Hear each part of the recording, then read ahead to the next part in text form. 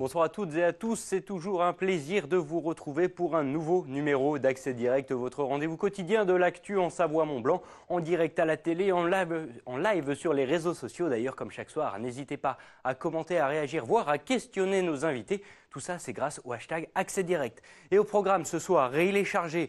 Nous parlerons de tourisme œnologique avec notamment la route des vignobles alpins. Lionel Mithieu, vice-président du département de Savoie, sera avec nous pour en parler. Ensuite, une belle initiative avec Angélique qui viendra nous parler de sa petite garde-robe et de son concept de do it yourself. C'est dans quelques minutes. Nous accueillerons également le Hors Humain qui s'est lancé un nouveau défi. Il sera avec nous sur ce plateau. C'est dans un petit moment. Sans oublier, comme chaque vendredi, Camille, notre Bible des bons plans qui viendra vous fournir un peu d'inspiration pour vos programmes ce week-end. Bienvenue dans cette émission. Et on commence tout de suite avec les titres de l'actu. Et ce soir, c'est Victoria qui s'y colle. Salut Victoria. Salut Mani. Et avec toi, ce soir, on va parler de l'autre bout du tunnel. Il n'y a pas encore de lumière. Pas encore, en tout cas. Pas encore. On parle du projet Lola, le projet de liaison ouest du lac d'Annecy, qui comprend donc évidemment, tu l'as dit, la création d'un tunnel sous le Semnoz, mais aussi d'une nouvelle voie urbaine au niveau de Vauvray. On verra avec Fanette Debuisson quels sont les scénarios envisagés pour ce nouvel aménagement. Il y en a 3 points complets dans ce JT, c'est dans une demi-heure et on va parler de revégétalisation. Oui, ça se passe dans le centre de Chambéry, sur le boulevard de la Colonne plus exactement. On le voit sur ces images, les habitants ont replanté des végétaux. C'est de saison puisque, tu le sais, à la Sainte-Catherine, tout bois prend racine. Je ne la connaissais pas celle-là, mais voilà. J'adore. Tous les soirs, il y a de nouveau quelque chose à apprendre. Merci beaucoup Victoria. On se retrouve tout à l'heure pour le rappel des titres. C'est dans une demi-heure, mais j'accueille tout de suite notre premier invité en la personne de Monsieur Lionel Mithieu. S'il vous plaît. Bonsoir. Bonsoir. Merci beaucoup d'être avec nous. Merci à vous de m'avoir invité.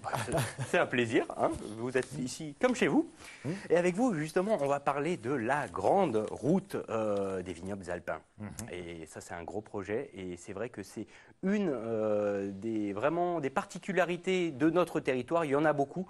Mais c'est vrai que si on pense tout de suite au tourisme d'hiver, au tourisme sportif, il y a toujours le tourisme œnologique. On ne mise pas encore assez dessus. C'est exactement ça. C'est vrai que ça fait déjà plusieurs années, parce qu'on avait déjà commencé en 2007 à travailler sur ce sujet-là, et on le travaille avec les Italiens, parce qu'on a forcément des liens très forts avec eux, et sur les vins, ils ont aussi...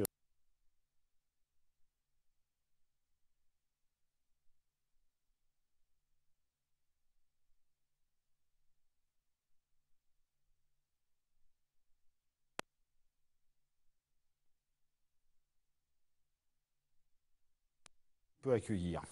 Alors, il y a depuis quelques années, enfin depuis 2017 exactement, on a vraiment fédéré toute cette structure au sein d'un projet Alcotra. Alors Alcotra, on le rappelle, hein, c'est un programme de fonds européens, de financement européen, donc à mi-chemin entre Italie et France. Comment on arrive à trouver une place dans un secteur quand même? C'est vrai qu'on pense au tourisme œnologique, on va penser aux Côtes-du-Rhône, au Bordeaux, etc., mais pas forcément à la Savoie et ni au Val d'Aoste en un premier temps. Je crois que sur Val d'Aoste ou Turin, il y a des vrais bons vins, il y a des AOC, des AOP qui sont présents aussi en Savoie. Je crois qu'on a discuté il n'y a pas longtemps avec d'autres viticulteurs d'autres régions. Tous les vins de France et de Navarre ont fortement évolué parce que les jeunes générations sont arrivées avec des formations œnologiques et sont arrivées à un vrai développement de qualité. Et c'est vrai qu'ils méritent d'être connus. Et c'est pour ça que il faut absolument que, quelque part, le touriste s'accapare les vins. On parle souvent de circuits courts. Et ça aussi, c'est un moyen de faire voir ce que c'est la production locale. Je discutais pas plus tard que ce matin avec la marque Savoie-Mont-Blanc qui a été lancée, avec un viticulteur qui disait que quand on va en Corse, on mange, on boit du produit corse. Et ne serait-ce que la viticulture a quasiment doublé sa production par le tourisme qui était sur la Corse. Donc il y a vraiment un vrai intérêt à faire connaître et à utiliser le tourisme dans sa découverte, à voir les produits qui sont sur le territoire concerné. Alors vous me coupez un peu l'herbe sous le pied. C'est vrai qu'aujourd'hui, le tourisme œnologique, il est nécessaire pour notre territoire ou complémentaire d'autres formes de tourisme qu'on connaît déjà un peu mieux depuis quelques années? Je crois que c'est un tout. On s'aperçoit que maintenant, le touriste ne va pas forcément dire « je vais à la montagne et je fais que de la montagne ». Il va faire du tourisme en ville, il va faire du tourisme à la montagne, il va faire du tourisme avec nos lacs, il va faire du tourisme aussi sur des produits du terroir. Et je crois que c'est une gamme qu'il faut pouvoir offrir à ce touriste pour que demain, il ait envie de venir, qu'il n'ait certainement pas eu le temps de tout voir et qu'il puisse revenir une deuxième fois. Alors là, pour le coup, il y a vraiment eu des gros financements donc européens, Alcotra, sur 4 ans. 2,5 millions d'euros, donc 85% à la charge de l'Europe. Ça a permis de faire quoi concrètement? Sur les projets, c'est vrai qu'on est 4 partenaires, hein, donc, enfin plus, on a le Conseil Savoie-Mont-Blanc, Savoie-Haute-Savoie, il y a la ville métropolitaine de Turin, il y a la vallée d'Aoste, et puis deux communautés, communauté de communes Cœur de Savoie et communauté d'agglomération du lac du Bourget, pardon, le Grand Lac, a changé de nom, qui ont donc eu des programmes et qui permettent de développer quoi? Aujourd'hui, si on veut faire du tourisme en Savoie, c'est inévitable, nos paysages sont l'attrait. Nos produits sont un attrait. Donc il faut lier les trois. Donc ça veut dire qu'il faut préserver notre patrimoine, préserver nos paysages. Et c'est là où le Conseil Savoie-Mont-Blanc intervient pour justement travailler sur cette préservation, sur mieux communiquer. Au niveau de Savoie-Mont-Blanc Tourisme, c'est de développer un marketing pour très clairement faire un appel, avoir donné envie de venir. Et sur des collectivités comme Cœur de Savoie et Grand Lac, sont développer des outils numériques. Par exemple, Cœur de Savoie a un outil numérique trilingue qui permet, avec son smartphone, de pouvoir regarder qu'est-ce qui peut être offert en matière de découverte des vignobles. Et Grand Lac est aussi sur à peu près sur la même longueur, de développer aussi un outil numérique qui permette aux gens demain de pouvoir directement se connecter et savoir ce qu'ils peuvent visiter en termes de vignobles sur le territoire de Grand Lac comme sur le territoire de Cœur de Savoie. Alors, je crois qu'il y a déjà un état des lieux qui a été fait cette année normalement, parce que le programme Alcotra, il est sur 4 ans, lancé en 2017, c'est donc, si je ne dis pas de bêtises, fin 2020, 2021 qui va prendre fin. Cette année, c'est le mi-parcours. On a voulu dresser le bilan un petit peu de tout ce qui existait, quelle était l'offre et quelle était la communication. Qu'est-ce qui est ressorti justement de cette étude? Je crois que déjà, il faut savoir aussi qu'il y a déjà des choses qui sont déjà bien faites. C'est un bon début. Non, mais c'est vrai. On a aujourd'hui sur la Savoie, on a le musée d'empélographie qui permet de voir tous les vieux cépages de Savoie qui ont été là depuis des dizaines, pour ne pas dire centaines d'années, qui aujourd'hui se chargent d'eux, et qui d'ailleurs, ces anciens cépages, pourraient demain, avec le changement climatique, peut-être resservir. Parce qu'aujourd'hui, on s'aperçoit que le vin monte trop en degrés et que peut-être, à un moment donné, il faudra peut-être changer de cépage pour faire face à cette chaleur trop importante qui amène des degrés et du sucre. Et c'est vrai que voilà, ça c'est un exemple concret qui peut être fait. C'est le label qui a été donné au niveau des vignobles, la route des vignobles, qui permet très clairement de s'identifier. Ça, c'est du concret, ça existe aujourd'hui. Il y a des exploitations viticoles qui sont mises en accueil à la ferme et qui permettent de recevoir des touristes, des quarts de touristes pour goûter les vins, mais aussi connaître le métier du vin et faire voir la viticulture sur un autre angle qui est justement la qualité. Parce que c'est ce qui a sauvé toujours la Savoie par rapport à toutes les crises agricoles, c'est justement d'être sur des produits de qualité, des AOP, quasiment sur tous nos produits. Dernière petite question, on le sait, les vignobles savoyards ont connu quand même quelques années difficiles, notamment avec la météo ces dernières années, avec un incendie qui n'a pas forcément aidé un peu le schmilblick. Cette offre, aujourd'hui, elle va permettre à tous ces vignobles de pouvoir redémarrer un peu leur activité sereinement?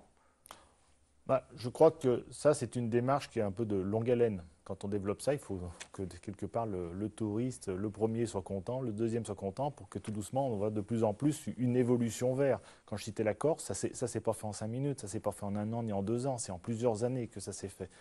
Quand on sait que ne serait-ce que le vin, quand on plante une vigne, c'est pas avant 3 ans qu'elle produit. Et on l'amortit sur 20 à 25 ans. Donc voilà, c'est forcément de longue haleine. Aujourd'hui, la viticulture s'organise. Il y a le crément qui a été créé il n'y a pas longtemps en nouvelle AOP, qui est dans le but justement. Qui a reçu une distinction, si je dis pas de Qui a reçu une distinction et qui très clairement devrait pousser à pouvoir faire un peu plus de production à la vente. Et donc demain, pouvoir permettre d'installer encore de nouveaux viticulteurs et de développer la vigne dans nos Savoies. Merci beaucoup Lionel Mithieu d'avoir répondu à toutes mes questions. Vous l'avez compris, si vous avez du temps à perdre un moment, vous pouvez aussi de temps en temps délaisser la montagne pour aller visiter nos très beaux vignobles. Il y a beaucoup de qualité et des produits comme on en aime. Merci beaucoup, Monsieur Mithieu, d'avoir été avec nous Merci aujourd'hui. à vous. Je vous laisse repartir direction la régie. Juste le temps pour moi d'accueillir notre prochaine invitée en la personne d'Angélique Lefranc. Bienvenue. Merci. Merci bonsoir. d'être là. Merci de votre invitation. Alors, avec vous, on va parler justement d'une belle initiative, de votre initiative, c'est Ma Petite Garde-robe. C'est une société que vous avez lancée il y a quelques années.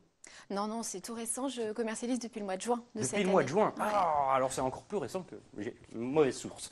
Et dites-moi, c'est vrai qu'aujourd'hui, on est un petit peu dans tout ce qui est tendance, récup, essayer de gagner un petit peu des prix par-ci, par-là. On est beaucoup en train de refaire, comme je disais tout à l'heure, le do-it-yourself prend vraiment une grosse ampleur. Et vous avez voulu surfer sur la tendance. Comment elle vous est venue cette idée finalement de remettre les aiguilles à couture dans les mains de chacun? Mais en fait, j'ai constaté que effectivement, le do-it-yourself, c'est très tendance pour plusieurs raisons. D'abord, auprès des jeunes qui sont nés avec des tablettes et des écrans entre les doigts et qui ont besoin de se reconnecter à du réel, à du concret, d'où leur goût pour les travaux manuels. Alors, on voit un retour au plaisir de cuisiner, de jardiner et aussi de faire ses vêtements soi-même, en couture, en tricot. Et puis, il y a aussi tout un mouvement qu'on appelle la slow fashion, qui fait qu'on a envie de consommer la mode autrement. Je crois qu'on est au début de la fin des vêtements jetables, pas chers. Voilà, donc moi je me suis intéressée à ce marché du do-it-yourself. J'ai rencontré des pratiquantes, des passionnées, des débutantes, des novices, des gens qui avaient envie de se lancer et j'ai essayé de comprendre leurs problèmes, leurs peurs et puis d'y répondre. Tout ça vous amène à votre box. À ma box. Ça, c'est votre produit phare, Ouais, concrètement. c'est ça. Et qu'est-ce qu'on peut y trouver à l'intérieur? Alors en fait, c'est une box que j'ai appelée la box prête à coudre, puisqu'en fait, dans cette box, vous allez retrouver 100% du matériel nécessaire pour confectionner votre vêtement vous-même. Donc j'en porte un exemple. Donc dans la box, vous avez le tissu, le patron, toute la mercerie. L'idée, c'est que je gagne du temps. J'ai zéro shopping à faire à côté. Je ne cours pas les merceries pour trouver le fil à la bonne couleur, la dentelle, etc. Un tuto d'assemblage très pédagogique qu'on a fait avec beaucoup de dessins. Et puis surtout... Attention, la boîte est au micro. Allez, pardon. Et puis surtout, en fait, j'ai inventé un patron nouvelle Alors, génération. Encore une fois, vous me coupez l'herbe sous le pied et j'allais y venir. C'est vrai qu'il y a beaucoup d'innovations dans cette petite boîte, à commencer par le Easy Pattern. Ouais. Vous avez déposé un brevet Oui. il y a quelques temps. C'est ce qu'on a devant nous. Alors expliquez-moi. En fait, je voulais pas être la énième marque de patron couture. Il y en a beaucoup qui travaillent très bien. Et en discutant avec les pratiquantes, j'ai vite compris que l'utilisation du patron couture classique, qui peut prendre 1 à 2 heures, c'est 7 étapes, on décalque, on découpe, on épingle sur un tissu qui glisse, qui fronce, etc. C'est un vrai frein à la pratique. Ça rend l'expérience longue et compliquée. Donc moi j'ai eu une idée toute simple, c'est de coller en fait le patron de couture. Je sais pas trop comment ça rend, voilà, un patron de couture, c'est ça, c'est les plans de la pièce dans toutes les tailles, de le coller directement sur le tissu. Voilà. Ok, donc juste le tissu est tout simplement collé dessus. Absolument. Et Donc, donc un coup de ciseau. un coup de ciseau à sa taille, on sépare facilement les deux et on est prêt à passer sur sa machine à coudre. Il faut quand même un petit level en couture à la oui, base. c'est bien de savoir au moins faire une canette, monter sa machine et puis avoir cousu une fois un point droit, une trousse. Mais je m'adresse vraiment aux débutantes. On a travaillé sur des conceptions de modèles très faciles à faire. Donc aujourd'hui, tout le monde peut y mettre et vous rencontrez votre public? Oui, je vends depuis le 11 juin sur mon site. Ma collection été est partie assez vite. J'ai vendu une bonne centaine de box en moins de 2 mois. Voilà, donc le temps de reconcevoir, de sortir une nouvelle collection, de relancer en production. Là, j'arrive avec la collection automne-hiver. Qui sera sur mon site d'ici maintenant 10 jours. Je vois qu'il y a des photos qui défilent. Ça, c'est la nouvelle collection. Et puis surtout, je vais la présenter au Salon Création et Savoir-faire à Paris qui démarre le 28 novembre. Voilà. Plein de bonnes choses. Ouais. Petite question, mais est-ce qu'il y a une collection pour hommes? Est-ce que moi aussi, je peux m'y mettre Pas encore. Pas non, encore. pas encore. Oh, mais Pas encore. Alors par contre, c'est un très beau cadeau à faire aux femmes qui vous entourent. Et qui ont envie de se Joli lancer. retournement de situation. Non, j'ai beaucoup de demandes sur les très grandes tailles parce qu'aujourd'hui, je m'arrête au 46. Et donc, la prochaine étape, ce sera le développement des tailles qui vont au-dessus du 46. Ça, c'est le premier projet. Et le deuxième, c'est répondre à la demande des teenagers, des jeunes filles de 8 à 14 ans, qui sont vraiment en train de se lancer. La machine à coudre, c'est un des cadeaux phares des 2 derniers Noël passés. Et qui, aujourd'hui, n'ont pas vraiment de solution. On n'a rien pensé pour elles. Et moi, j'ai une proposition, une offre qui répond vraiment à leurs besoins. C'est facile, c'est pédagogique et voilà, c'est joli rapidement. Et est-ce que c'est abordable? Alors en fait, mes box, elles sont entre 59 et 79 euros.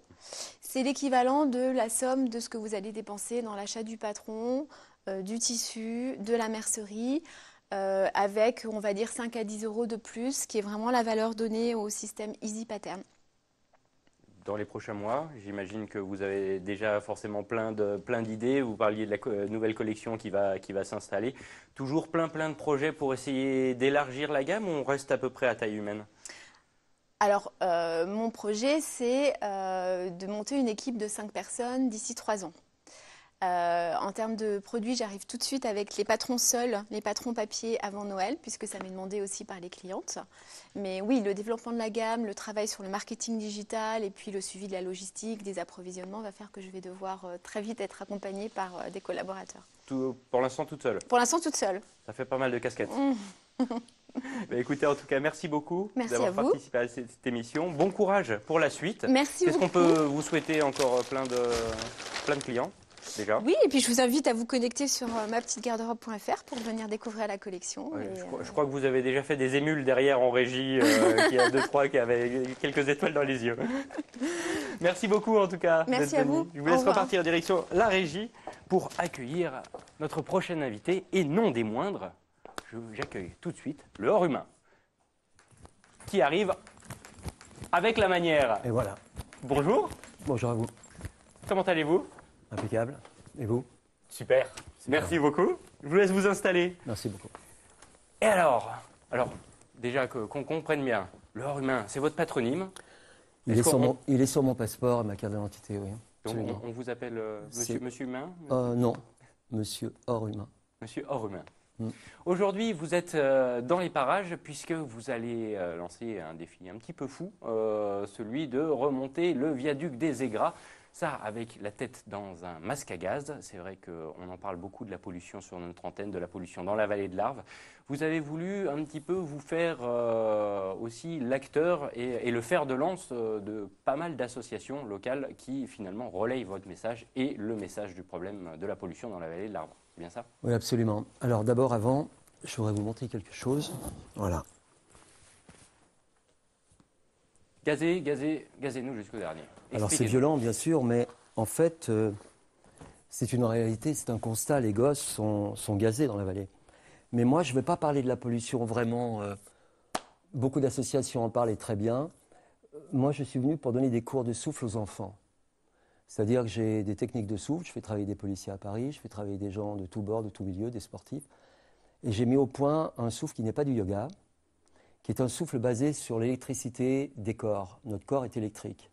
Comment travailler par des jeux de mouvements, par des techniques, comment arriver à avoir cette énergie très spéciale qu'on peut avoir dans des situations extrêmes. Alors, donc ça m'a intéressé beaucoup et c'est ce que je veux faire travailler au niveau des enfants. Alors c'est vrai que personnellement la problématique vous touche puisque vous êtes donc touché par de graves convulsions respiratoires depuis votre plus jeune âge. Oui, en fait voilà, moi je suis né en 1944 pendant la guerre. Maman était dans un camp, mon père était dans un autre camp. Et convulsions respiratoires quand je suis revenu sur Lyon. Et j'ai passé toute une enfance avec des étouffements terribles. Donc c'est un peu égoïste mon histoire parce qu'en fait les gosses me touchent tellement dans le sens où moi j'ai vécu ça. J'ai vécu ces étouffements. Donc à partir de ce moment-là, quand j'ai entendu cette histoire de la vallée de l'Arve, ça m'a énormément ému et touché. Et donc je pense que j'ai les moyens de les aider. Pas de parler uniquement de la pollution, mais comment contourner la pollution. Alors, c'est pour ça que vous organisez aussi un stage Alors, j'organise un stage qui sera donc demain, absolument. Ce samedi. Et une pour ceux qui nous conférence, regardent en voilà. replay au cas où. Et une conférence qui sera donc ce soir. Donc La scène à du- Passy. À Passy, c'est Ouais. non, c'est pas le Roc de Cher, le Roc des Fises. Rock et Fils, voilà, c'est ça. À partir de 20h. Alors, qu'est-ce qu'on pourra avoir comme information là-dessus? Justement, quelques infos sur la pratique de votre souffle. Alors, écoutez, sur la pratique de mon souffle, oui, bien sûr. Je ferai une démonstration déjà de ce travail sur ce souffle. Et puis, c'est vrai qu'il y aura le viaduc. Donc, Ça, c'est demain aussi également. le viaduc, ce sera demain, oui. Donc, normalement, logiquement, c'est interdit, mais pour un artiste comme moi, il n'y a pas d'interdit. Et donc, on va respecter les normes. Mais par contre, on va démontrer avec un masque à gaz comment on peut sortir. Et un masque, c'est très difficile de respirer sous un masque. Donc, comment on peut gérer ce souffle et comment je vais apprendre aux enfants à gérer leur souffle face à une situation qui est très difficile pour eux.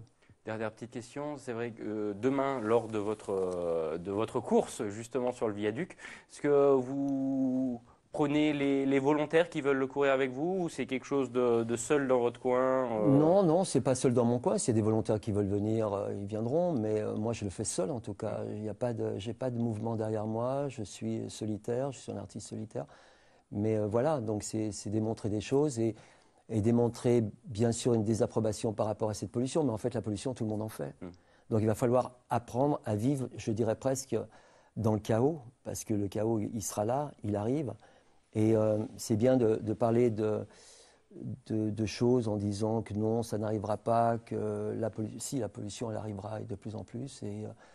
Et voilà, on est tous responsables dans cette histoire de pollution. Il n'y a pas que les élus qui sont responsables. Bien sûr. Nous sommes aussi responsables.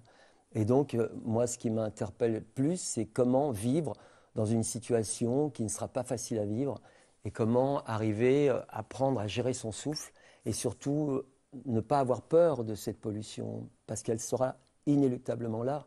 Donc c'est ça qui me fascine et de rassurer les enfants, de leur dire oui, il y a une pollution qui est là, mais comment la gérer, comment prendre de la distance vis-à-vis de cette pollution et comment prendre très peu de souffle, comment fermer la bouche par rapport à notre émotivité, à notre peur. Parce qu'au fond, la peur et la panique fait qu'on ouvre la bouche. Moi, j'apprends à tous ceux que je fais travailler, à mes acteurs, à mes actrices, puisque c'est en fait un stage théâtral. C'est du théâtre. Je leur explique en tant que metteur en scène et pas en tant que professeur. Donc ça fait qu'il n'y a pas de fermeture en disant « Ah oui, c'est un professeur ou c'est un maître ». Non, je suis un metteur en scène. D'ailleurs, je fais beaucoup de théâtre. Et j'explique aux enfants comment gérer ce souffle. Eh bien, ça, c'est élément de réponse demain à 16h, si je dis pas de bêtises. Demain, c'est à partir... Non, demain, ça sera à 10h30. À 10h30, demain 11h, matin. oui. Suite à un petit décalage, donc on vous retrouve à la Parvis des Fises, si je dis pas de bêtises, salle Rocher des Fises, à Passy. Alors ça, c'est ce soir. Ça, c'est ce soir. C'est la conférence. Voilà. Ce soir. Et demain, J'espère à qu'il y aura partir de des gens 10h, qui viendront voir tout ça. Ok. en bas du viaduc. D'accord. Merci beaucoup, Merci en tout cas, de m'avoir votre présence reçu. et de votre Merci petit beaucoup. détour par chez nous. Merci. Bon courage Bravo. Merci. pour la suite. Puis, il ne nous reste plus qu'à accueillir Camille Copin, notre éternelle Camille Copin, qui vient nous parler des bons plans pour ce week-end. Et je crois que tu en as quelques-uns. Hein Toujours trop, Manu, et toujours pas assez de temps pour parler de tous ceux dont j'aimerais encore. Pourtant, j'essaie plus. de Je sais. te ménager des plages. Hein, c'est toi. Ça s'arrête pas. Tu prends ça, comme ça. On va commencer avec un week-end un petit peu récup. Oui, tu commences à me connaître, hein, Manu, je prône le zéro déchet, etc. Donc forcément, je te parle d'un événement qui se déroulera ce samedi 17 novembre à Groisy, en Haute-Savoie. Ça s'appelle un samedi de récup et c'est un événement organisé par le Grand Annecy dans le cadre de la Semaine européenne de réduction des déchets. L'idée, c'est donc le libre-échange et le partage. On peut venir récupérer des choses sans rien déposer ou inversement se désencombrer et offrir une seconde vie à nos objets sans rien reprendre. 4 catégories d'objets seront acceptées, les vêtements adultes et enfants, les livres, les petits objets comme les jouets, les jeux de société, les CD, etc. Au-delà de cette zone de gratuité, vous pourrez également retrouver les stands des partenaires de l'événement qui vous conseilleront sur le zéro déchet et comment minimiser son impact environnemental. Vous y retrouverez entre autres le collectif Zéro Déchet Annecy, l'épicerie en vrac Day by Day, le Repair Café pour apprendre aussi à réparer les objets qu'on aime bien, qui sont en mauvais état, ou encore la recyclerie de la Tournette. Bref, plein de jolies choses à découvrir et à apprendre ce samedi entre 9h et 17h. Par contre, il n'y a pas qu'à Groisy, il y a des copieurs aussi. Voilà. Alors, qui a copié l'autre, je ne sais pas. Mais en tout cas, c'est le même esprit un jour plus tard à Chambéry. Donc, c'est Grand Chambéry qui organise l'événement pour la Savoie avec comme thème Noël. Noël, période propice aussi à la surconsommation. Eh bien, on essaye d'alléger la note avec ce même système de zone de gratuité. Donc, vous pourrez dénicher ou déposer des décorations de Noël, des jouets et des jeux de société, des livres, bijoux et accessoires et tout objet décoratif en bon état. Une jolie manière de faire des cadeaux à ses proches sans dépenser un centime, mais en réfléchissant mieux à ce qui pourrait leur plaire. Rendez-vous donc de 10h à 17h30 à la salle des fêtes de Saint-Baldeuf. Et on reste dans la tendance je ne gaspille rien du tout. Oui, on reste un peu dans la thématique. Manu, la Fédération Artisans du Monde Annecy organise sa 16e fête du commerce équitable ce samedi 17 novembre de 10h à 18h au Centre culturel de Bonlieu à Annecy. Donc vous pourrez ainsi acheter des produits alimentaires ou d'artisanat issus du commerce équitable, mais également vous informer auprès des associations présentes ou prendre part à une table ronde sur le thème « Combattre la faim ici et ailleurs » à 15h30. L'entrée est libre, donc n'hésitez pas à aller y faire un petit tour. Voilà un beau programme. Ensuite, je t'avouerai, j'ai noté artichaut sur ma fiche. Donc, Alors, je t'avouerai que je ne... Est-ce que ça te parle? Pas vraiment. Non, pas plus que ça. Alors en fait, c'est un projet artistique initié en 2014 qui prend de plus en plus d'ampleur. L'idée, c'est de faire connaître donc les talents de ceux qui nous entourent, peintres, sculpteurs, illustrateurs ou encore photographes. Les artistes sont sélectionnés sur dossier et l'idée n'est pas donc d'enfermer l'art dans un seul et unique lieu, mais de le montrer dans des lieux où l'on ne s'y attend pas forcément. Les commerces ont donc été sollicités. Vous pourrez donc en trouver un peu partout dans Villaz, dans les fromageries, les coiffeurs, boulangeries, pharmacies et bien d'autres. Le château de Bonatré met lui aussi à disposition des artistes et les murs de sa grande salle de restaurant. Et les écoliers ne sont pas en reste puisqu'ils seront initiés à l'art en visitant les différents lieux d'exposition dans la ville. C'est une exposition donc principalement hors les murs, mais qui se recentrera tout de même à la salle des fêtes de Villaz pour en apprécier rapidement tous les genres.